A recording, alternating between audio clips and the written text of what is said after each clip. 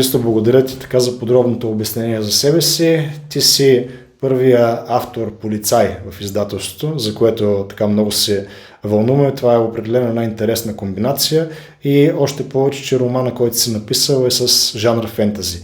Разкажи ми сега откъде тръгва пътят ти на автор и какви предходни трудове, какви предходни произведения имаш до момента. В рамките от 5 до 7 клас издадохме една обща стихосбирка заедно с другите участници в клуба, която се казва "За да няма болка в очите на врабчетата".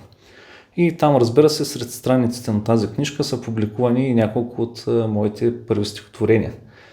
Освен издаването на тази книжка, по време на този литературен кръжок и участието ми в него, имахме така доста изяви в местните радиостанции, които тогава все още функционираха.